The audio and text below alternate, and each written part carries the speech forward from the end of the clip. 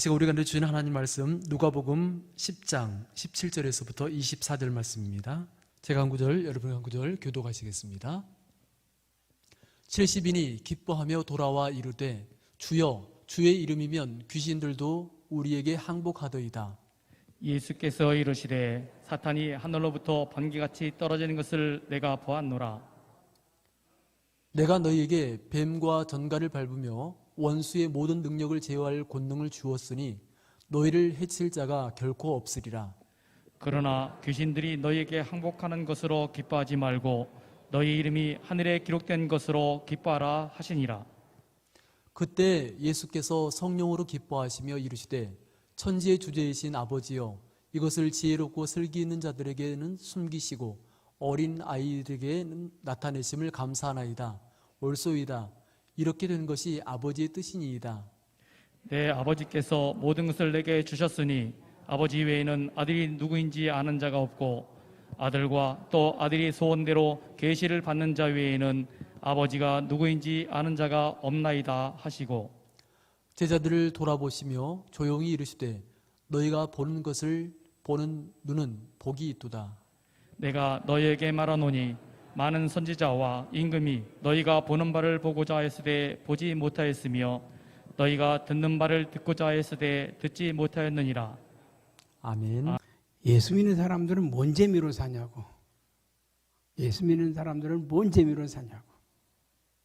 마실 것도 못 마시고 피울 것도 못 피우고 갈 데도 못 가고 할 것도 못 하고. 여러분, 세상에서의 기쁨은 육체를 즐겁게 하는 기쁨입니다. 먹고 마시고 즐기고. 이 세상에 있는 기쁨들은 잠깐입니다. 잠깐. 그러나 주님이 우리에게 주시는 기쁨은 세상에서 얻을 수 있는 기쁨이 아닙니다. 할렐루야. 이번에도 보니까 막 좋으니까 목사님들이 커피는 내가 쏠게, 내가 한 통 낼게. 그러면 계속 어떤 분은 뒤에서요, 아니야 다음에 재미있는 일들이 많았어요. 근데 커피 한 번 마시는데 그 인원이 다 마시니까요, 어떤 분이 결제를 했는데 한 60만 원이 나왔대요. 커피 한 잔 쏘는데도 돈 100만 원이 나와요. 그러면서 생각보다 너무 비싸. 그래도 막 즐겁게 헌신하고 하는 거 봐요.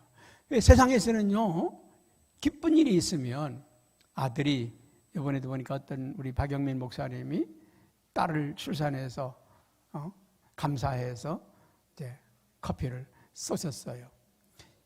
자식이 출산을 했다든지 학교에 입학을 했다든지 아니면 좋은 일이 생기면 뭔가 한 통 내고 싶잖아요. 섬기고 싶잖아요. 근데 그거는 조금이에요. 커피 한 잔, 밥 한 끼, 그 정도로 섬기는 거지만, 여러분, 우리가 은혜를 받으면 어떻습니까? 은혜를 받으면 자기의 전 재산을 드리기도 하고, 때로는 자기의 생명을 드리기도 하고. 어떤 교회에서 그랬대요. 어떤 좀 못난이 교인이, 우리는 맨날 헌금하고 바치고 믿는데 목사님은 받으면서 믿잖아요. 그래서 그래요? 당신은 푼돈 내고 하나님 믿지만 나는 인생을 드렸어. 내 삶을 드렸어. 내 모든 인생을 주님께 드렸어. 여러분, 하나님이 우리에게 주시는 은혜는 세상에서 받는 기쁨하고 비교할 수가 없어요. 비교할 수가 없습니다. 오늘 여러분들은 그 하나님이 우리에게 주시는 그 은혜, 그 기쁨을 경험하는 시간이 되었으면 좋겠습니다. 아까 올라오기 전만 해도 목이 콱 쟁겨가지고 말도 제대로 못했는데 하나님이 시간에 은혜 주셔서 말할 수 있게 해주신 거 감사해요. 끝까지 목이 안 쟁기고 설교할 수 있도록 여러분이 마음으로 기도해 주시기를 바랍니다. 오늘 말씀은 예수님이 그 제자들을 불러서 훈련시키고 교육시키고 그리고 이제 보내는 거예요. 나가서 전도하라고 보내는 겁니다.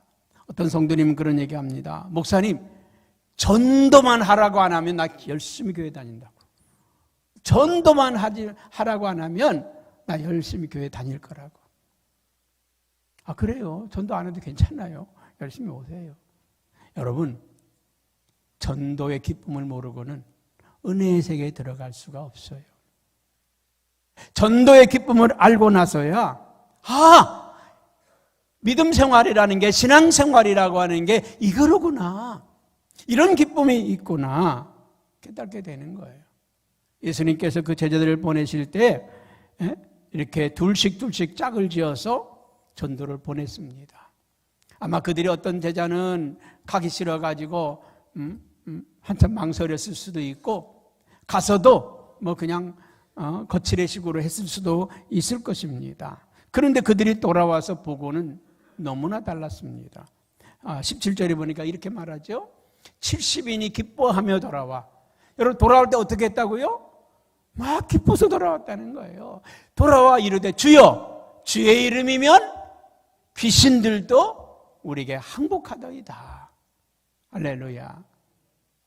여러분, 이제는 어떤 우리 권사님의 세상을 떠나셨는데 전도하고 와서 그런 얘기를 해요. 눈물 질질 흘리면서 오셔서, 목사님, 제가 전도하러 갔더니 그 아파트 경비가 막 쫓아내고 막 그냥 욕을 하는데 내가 그냥 막 분해서 견딜 수가 없다고. 견딜 수가 없다고. 그래요? 하나님이 다 하셔요. 하나님이 다 하셔요. 며칠 있다 오셔서 하는 말이, 집에 가서 남편한테 그런 얘기를 했더니, 누구야? 어디야? 그랬더니, 너 몇 동에 있는 경비라. 응? 내가 그럼 지적시켜줬는데? 그리고 그냥 혼내켰다는 거예요. 형수님 잘못했습니다. 그렇게 빌었다고 하는 얘기를 들었습니다. 여러분, 전도할 때 핍박받을 수 있어요. 때로는 어려움을 당할 수도 있어요. 고난을 당할 수도 있습니다. 그 어려움과 고난은 추수의 기쁨에 비교할 수가 없어요. 추수의 기쁨에. 여러분, 아이를 잉태했을 때 그 10달 동안에 그 잉태의 고통, 해산의 고통, 이루 말할 수 없잖아요. 이루 말할 수 없습니다. 우리 교회도 이제 해산 앞에 둔 자매가 있는데 얼마나 힘들어요. 그 아이를 해산할 때까지. 아파도 약도 못 먹지요. 또 코로나 걸려도 치료도 제대로 못 받죠. 얼마나 힘든 시간이 많습니까? 그런데 해산하고 나면 그 모든 고통을 다 잊어버려요. 그 모든 아픔을 다 잊어버려요. 세상에서 가장 고통스러운 게 해산의 고통이라고 하잖아요. 다시는 내 안 갖는다고. 다시는. 그런 사람이 더 많이 가져요. 더 많이. 이번에 우리가 성교사님 인사하는데 보니까요, 뭐 자녀가 3명, 4명인 분들이 많더라고요. 그래서 아니, 선교할 때 힘들고 어려울 텐데, 나는 목회하면서 자식 많이 낳으면 교회에서 싫어한다고 그래서 둘만 낳았는데 지금 돌아보면 10쯤 낳을걸. 그래서 도미니카도 하나 보내고 아프리카도 하나 보내고 전 세계로 선교사로 보내면 얼마나 좋을까? 그런 생각도 해봅니다. 여러분, 아이를 가질 때는 힘들고 어려워요. 그러나 해산하고 나면 그 아이를 볼 때마다, 이번에 우리 성현이가 같이 따라갔는데 선교사님들이 얼마나 아끼고 사랑해주는, 얘가 또 아주 명랑하게 그냥 쫓아다니면서 인사하고 그냥 이래가지고요, 수금을 얼마나 많이 했는지 몰라요. 인사하고 오면은 들고 오는 거야. $100 들고 오고 10만 원 들고 오고, 누가 줬어? 그냥 그렇게 다니면서 그냥 기쁘게 기쁨 줘가 되니까 선교사님들이 그냥 가며 오며 그냥 찔러 주어가지고 수입을 톡톡히 하고 갔어요. 여러분, 그 아이를 볼 때마다 엄마나 할머니나 할아버지나 가족들이 어때요? 행복하잖아요. 기쁘잖아요. 여러분, 성경에 보면 울며 씨를 뿌리러 나가는 자는 그 단을 기쁨으로 거두고 돌아오리라. 힘들지만 어렵지만 그 영혼을 구원하고 나면, 그 영혼을 살려내고 나면 그 기쁨은 이루 말할 수 없어요. 저를 전도해 주신 분이 오인수 권사님인데 지금 뭐 살아계시면 100살도 넘었을 텐데 그 할머니 권사님 그분은 뭐 와서 뭐 예수 믿으라고 안 했어요. 그거 아니에요. 저희 가정이 저희 어머니가 제가 어렸을 때 한 3개월 저를 업고 교회를 다닌 적이 있어요. 그 후로부터 20여 년 동안 이분이 저희 가정을 위해서 끊임없이 기도해 주셨어요. 제가 처음에 교회 갔을 때 저를 안아주시면서 너 형태 잘 왔다. 내가 너희 가정을 위해서 20여 년 동안 기도했다. 그냥 그 말씀하시는데 눈물이 쏟아지는데요. 정말 그 후로는 그분이 내게는 생명의 은인, 너무 고맙고 감사한 분이셨어요. 여러분, 영혼을 구원하고 나면 그 기쁨이 이루 말할 수 없습니다. 잃어버린 자녀를 도로 찾았을 때 그 기쁨이 크지 않아요? 농부가 1년 동안 농사하고 했을 때 김 매주고 땀 흘리며 그 곡식을 키우고 돌볼 때 그 수고는 말할 수 없지만은 추수의 기쁨은 무엇에도 견줄 수가 없는 것입니다. 이번에 조지아를 가서 그 얘기를 들으면서 니노라고 하는 전도자가 터키에 있는 카파도기아 굴 속에서 믿음과 신앙을 지키던 그 카파도기아의 한 여인이었습니다. 그분이 은혜를 받고서 그 은혜를 전하고 싶어서 복음을 들고 산을 넘고 물 건너 전도하러 간 거예요. 이웃 나라인 아르메니아라고 하는 나라에 가서 전도를 합니다. 가는 데마다 이 여인이 가는 데마다 기적이 일어났다는 거예요. 병자들이 고침받고 치료받고 뭐 그래서 이 조지아에서는요 왕궁에서 그 공주가 아팠는데 가서 그 니노라고 하는 여인이 많은 병자를 고친다는 말을 듣고 와서 우리한테도 기도해달라고 그래가지고 치료받고 고침받고 그리고는 그 왕비가 예수를 믿고 조지아 왕이 예수를 믿고 그리고 조지아라고 하는 나라가 317년에 우리 조지아에 사는 모든 사람들은 다 예수를 믿어야 된다고 공포했잖아요. 한 나라의 왕을 전도해서 그래서 아르메니아에 가서 전도해서 301년에 최초의 기독교 국가가 되었고 그 다음에 조지아에 가서 전도해서 317년에 조지아가 기독교 국가가 되었고 우리가 잘 아는 로마는 그 후에 324년에 기독교 국가가 되었습니다. 이건 정부에서 그 나라에서 공식적으로 우리나라의 종교는 기독교다 선포한 거예요. 가는 데마다요 산등성이마다 좋은 자리에는 십자가를 꽂아놨어. 그리고 마을마다 가장 높은 자리에 우뚝 선 자리에는 이 교회를 세워놨어. 우리가 보는 교회들이 말이죠 보통 1000년이 넘은 그런 교회들이 많습니다. 오래된 건물들. 그래서 그들은 어디 가든지 교회가 보여. 어디 가든지 2000년의 기독교의 역사가 살아 숨쉬는 나라구나. 그래서 선교사님들이 그곳에 가고 싶었구나. 그런 생각을 했습니다. 여러분, 오늘 복음을 전하는 것은 전도는 어렵고 힘든 것 같아 보이지만 그러나 열매가 크기 때문에 영혼의 구원, 그 자녀를 얻고 기뻐하는 부모들의 그 심정, 여러분 그 영혼을 얻고 나서 그 기쁨은 말할 수 없다는 것이죠. 한 영혼이 돌아오면 천하보다도 귀한 영혼이라고 그랬지 않습니까? 하늘에서 천국잔치가 벌어진다고 했습니다. 천국잔치가. 여러분, 전도는 내가 하는 게 아닙니다. 주님이 하는 거예요. 아멘. 내가 하는 게 주님이 하는 거예요.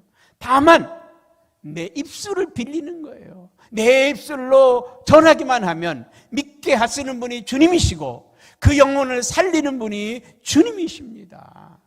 주님이 하시는 거예요. 내가 못합니다. 내가 어떻게 사람을 살리고 내가 어떻게 여러분 전도라고 하는 건요 그 사람을 교회로 데리고 오는 게 전도가 아니에요. 가까운 교회 가겠다면 그래 가까운 교회 가라고 해주세요. 우리 교회로 데려오는 게 교회는 하나입니다. 교회는 하나예요. 성현교회만 교회가 아니라 감리교회만 교회가 아니라 장로교회도 교회고 침례교회도 교회고 예수 그리스도를 주님이라고 고백하는 모든 교회는 하나입니다. 예수 그리스도가 실패했다고, 십자가는 실패라고 그렇게 말하는 이단을 제외하고는 여러분 교회를 허물어뜨리는 그런 교회 빼고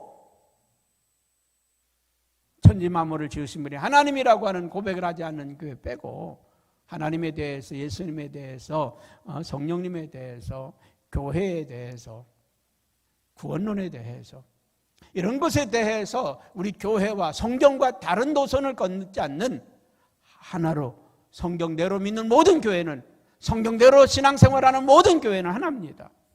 하나예요. 웨슬레가 꿈에 천국 갔을 때 물었어요. 여기 감리교인이 얼마나 와 있습니까? 한 명도 안 왔다. 한 명도 안 왔대. 그리고 장로교회는 몇 명이 왔습니까? 한 명도 안 왔다. 아니, 이 사람들 누굽니까? 예수 그리스도를 주로 고백하는 사람들이다.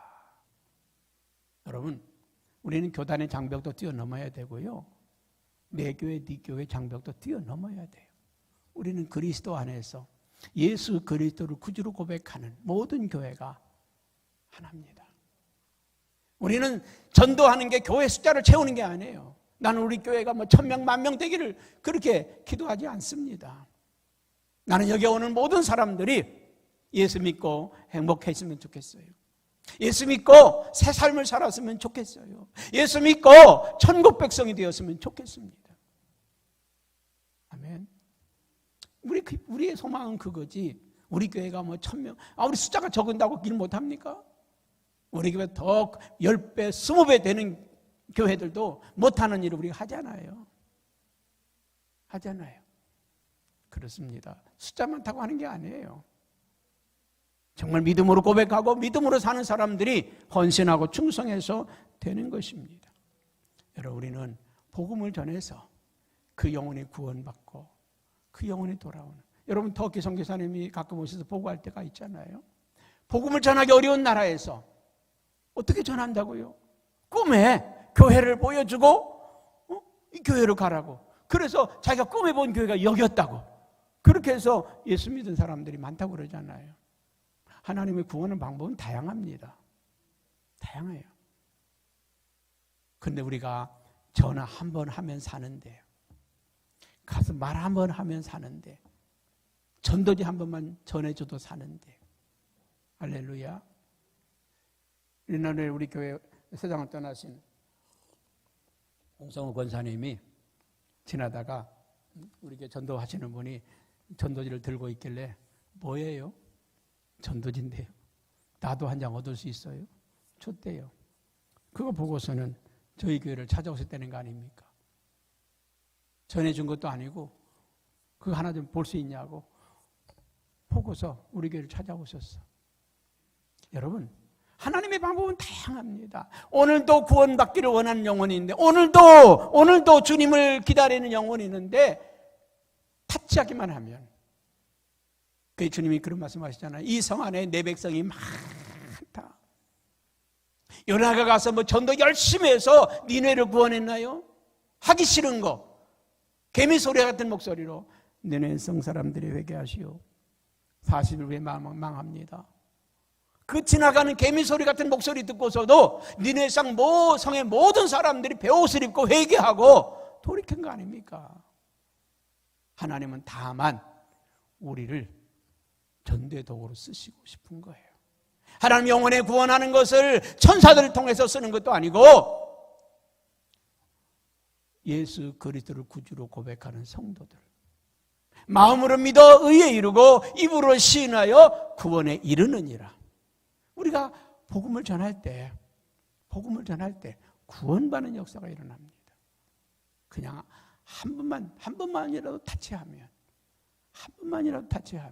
언니가 대만에 전도하러 갔을 때, 선교하러 갔을 때 휴게소에서 앉아서 우리가 간식을 하는데 그 옆에 자리에 어떤 여자분이 계셨어요.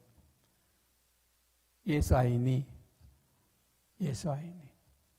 반응을 보이는 거예요. 그 선교사님이 가셔서 예수 믿으시냐고, 교회 예전에 나갔다고. 이번에 한국에서 목사님이 오셔서 까오슝에서 집회하시는데 그 근처에 사시면 오시라고. 진짜 오셨더라니까요. 예수 아이니, 예수님 당신을 사랑하십니다. 그 한마디예요. 반응을 보이는 거예요. 잃어버렸던 믿음과 신앙을 다시 되새기는 거예요. 여러분, 우리가 복음을 전할 때 전도지 한 장, 예수 믿으시라고 하는 그 한마디가요, 자극을 줍니다. 자극을 줘. 어제 김숙희 집사님이 오셨다가 제가 가정의 신앙을 점검을 했어요. 그랬더니 막내 아들 준하가, 제가 어렸을 때 성형교회 다녔잖아요. 성형교회. 그 성형교회 어딘지 아니? 잘 모르는데 목사님이 열심히 설교하잖아요. 목사님이 열심히 안수하는데 제가 따라다니면 안수했잖아요. 그 목사님이 성형교회 내 마음의 고향인데 한번 가보고 싶다고 지난주에 왔었대요. 그래 왔었대. 내가 준영이는 교회 안 나와요. 왜 안 나와? 걱정하지 마세요. 걔가 그렇대. 자기가 성령께서 은혜 받고 자랐는데 다른 데 안 가요. 돌아옵니다.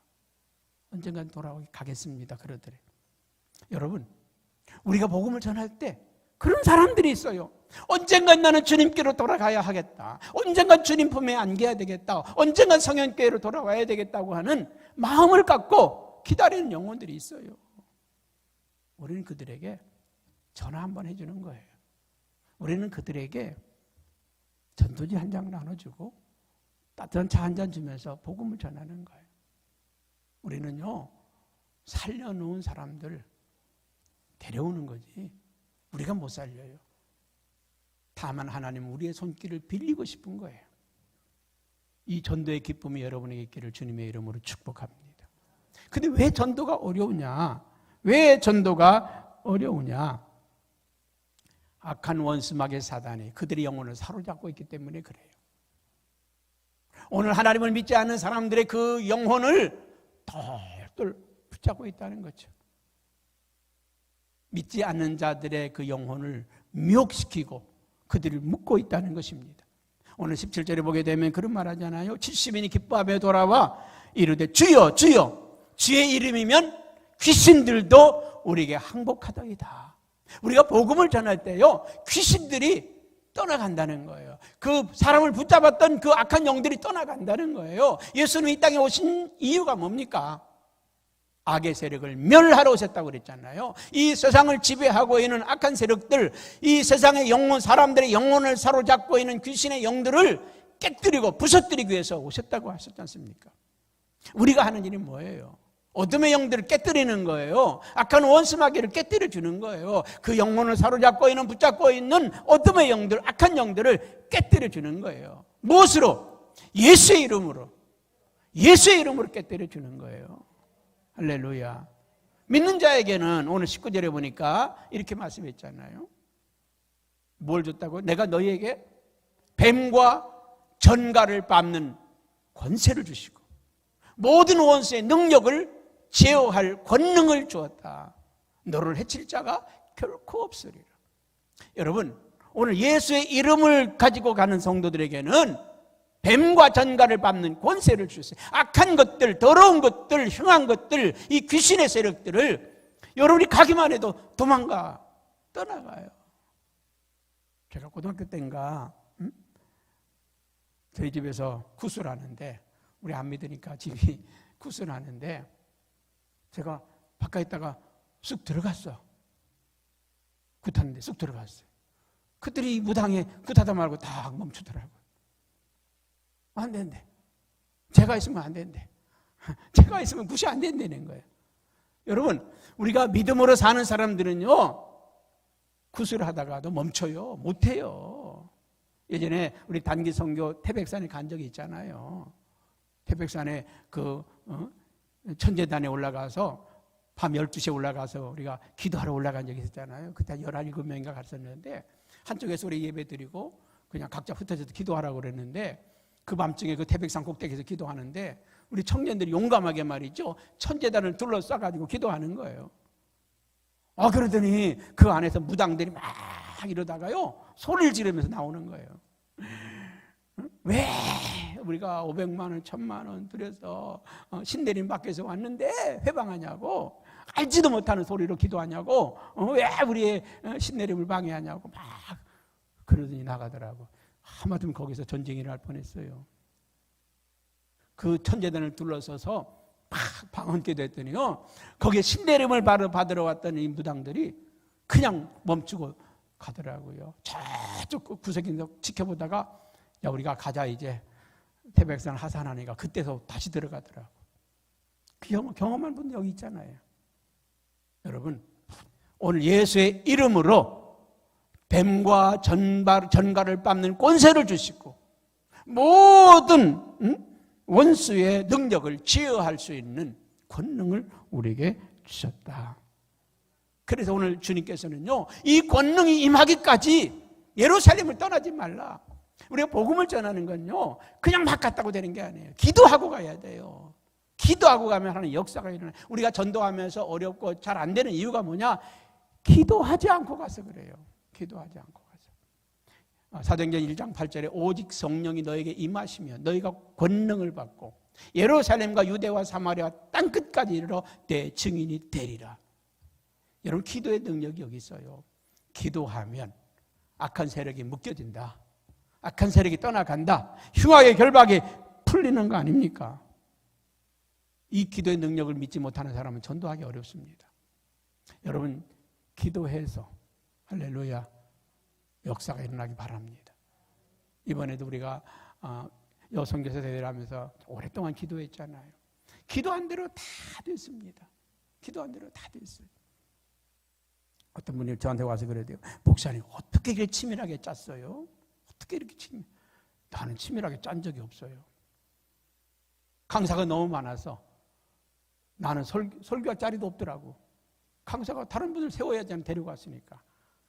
근데 하나님이 다 은혜 주셔가지고 한 분 못 가게 하시더니 새벽 시간에 나 그분 대타로 설교를 했습니다. 제가 진행만 했지 사실은 제가 설교할 시간 없었어요. 그런데 우리 성교사님도 와 계시지만은 어쩌면 그렇게 그 진행 자체가 꼭 필요한 시간에 필요한 말씀들을 배열해 주셨는지. 난 이번에 가서요, 한 절반 정도는 처음 만난 목사님들입니다. 그분들이 뭐 1,000만 원씩 후원하니까 할 수 없이 그냥 좋은 자리에 배치를 했어요. 그러면서도 저분이 잘 해낼 수 있을까? 어떤 목사님은 한참 후배 목사님이더라고요. 잘할 수 있을까? 경험이나 있나? 근데 다 홈런을 치시더라고요. 너무나 필요한 말씀을, 꼭 그 시간에 필요한 말씀을 하시더라고요. 그래서 나는 아무데나 이름을 갖다 붙여놨지만 하나님이 계획하셨구나. 하나님이 역사하셨구나. 우리의 인생은 우리가 살아가는 것 같아 보이지만 하나님이 우리의 인생을 이끌어가고 계셔요. 내 마음대로 사는 것 같아 보이지만 내 마음대로가 아닙니다. 하나님이 여러분의 삶을 간섭하시고 개입하고 계셔요. 요한복음 21장에 보게 되면 예수님께서 베드로에게 이렇게 말씀합니다. 네가 젊어서는 네 마음대로 살았지만 이후로는 누군가가 너를 띠띠워 이끌어 갈 것이다. 저는 이번에 돌아오면서 그런 기도를 했습니다. 하나님, 이제 내 마음대로 살게 하지 마시고 주님의 이끌려가는 삶이 되기를 원합니다. 주님이 가라는 곳 가고 주님이 하라는 것 하고 주님의 명령에 따라 사는 삶을 살기를 원합니다. 이제까지 살아온 것도 내 마음대로 살아온 게 아니더라고요. 앞으로 살아가는 삶도 내가 살고 싶은 대로 사는 게 아니라 주님이 원하시는 삶을 살아가야 되겠다. 그래서 우리가 주님께 붙잡히는 게 중요하잖아요. 여러분, 이 기쁨이 뭡니까? 기도하는 기쁨, 영적 권세를 누리는 기쁨. 여러분의 가정에 어려운 문제가 있습니까? 엘리야는 우리와 같은 성정이 같은 사람이로되 그가 비가 오지 않기를 간절히 기도한 적 3년 6개월 동안 비가 오지 아니하였고 그가 간절히 기도한 적 하늘에서 비를 주고 땅이 열매를 내었다. 그가 간절히 기도한 적 3년 6개월 동안 비가 오지 않았고 그가 간절히 기도한 적 하늘에 비를 내렸다는 거예요. 가정에 문제가 있습니까? 기도로 깨뜨리세요. 기도의 능력 주셨습니다. 필요한 거 있습니까? 기도해서 응답 받으세요. 하나님 오늘도 우리에게 주시기를 원하여 내가 받기를 원하는 것보다 주님이 우리에게 주시기를 원하는 게 더 풍성하고 더 많은 것을 볼 수 있습니다. 아멘. 그래서 주님이 인도하시는 삶을 우리가 살아가기를 바랍니다. 근데 오늘 여기 보니까 20절에 이런 말씀을 해요. 같이 한번 읽어볼까요? 귀신들이 너희에게 항복하는 것으로 기뻐하지 말고 너희의 이름이 하늘에 기록된 것으로 기뻐하라. 여러분, 세상에서요, 복을 받았다, 좋은 일이 있다, 잘 됐다, 그것 가지고 기뻐하지 말라. 기도해서 귀신이 떠나가고 기도해서 응답받고 축복받고 그것 가지고 기뻐하지 말라. 우리가 정말 기뻐하는 것은 그것이 아니라 우리의 이름이 하늘나라 생명책에 기록된 것이다. 전에 그런 얘기했죠. 순교 아무나 하는 게 아니라고. 순교할 수 있다고 다짐하는 사람은 못합니다. 못해요. 죽음의 위기 앞에, 시퍼런 칼날 앞에 거기서 나는 당당하게 그 길을 걸어갈 수 있는 사람은 별로 없어요. 그런데 못하겠다고 했던 사람들이 합니다. 스데반이 복음 전하다가 돌에 맞습니다. 피가 터집니다. 그런데 그 순간 환상을 보여줬어요. 하늘문이 열리고 그 하늘의 나라의 천국이 쫙 보이잖아요. 스데반의 얼굴이 천사의 얼굴로 바뀝니다. 야, 내 눈에는 저 하늘의 나라가 보이는데, 저 천국이 보이는데, 우리 주님 보좌 우편에 앉아 있는 게 보이는데 너희들 눈에는 안 보이냐? 이거 보여야 생명도 드릴 수 있고요. 이거 느껴져야 선교사도 갈 수 있고요. 자신의 인생을 드릴 수 있어요. 여러분, 그 천국이 보여지길 바랍니다.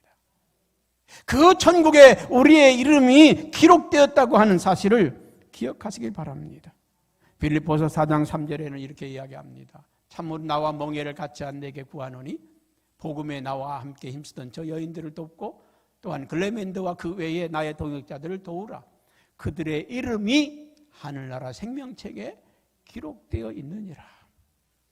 여러분, 여러분이 돕는 선교사님들, 여러분이 돕는 성도님들, 여러분이 돕는 모든 사람들, 그게 헛되지 않아요. 지옥 가는 사람에게 돈을 갖다 주고 먹을 거 갖다 주고 그거 칭찬받지 않아요.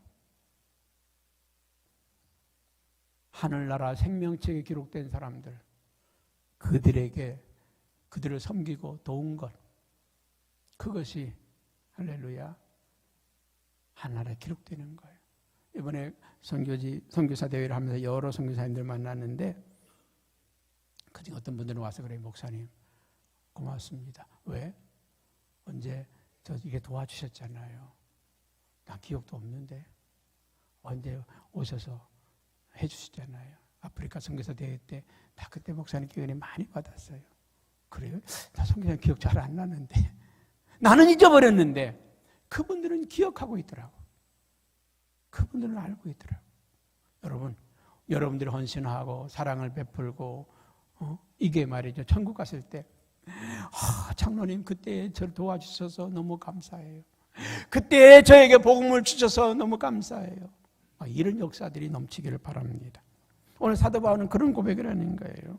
나와 함께 멍에를 같이 한 그들을 기억하라. 나와 함께 복음을 위해서 힘썼던 여인들을 기억하라. 글레멘드와 그 외에 나의 동역자들 도우라. 그들의 이름이 하늘나라 생명책에 기록되었느니라. 여러분, 하늘나라 생명책에 우리의 이름이 기록된 것을 기억하시길 바랍니다. 요한계시록 20장 12절에도 이런 말씀을 합니다. 내가 보니 죽은 자들이 큰 자나 작은 자나 그 보좌 앞에 서 있는데 책들이 펴 있고 다른 책이 펴졌으니 생명책이라. 죽은 자들이 자기의 행위를 따라 책들에 기록된 대로 심판받으니라.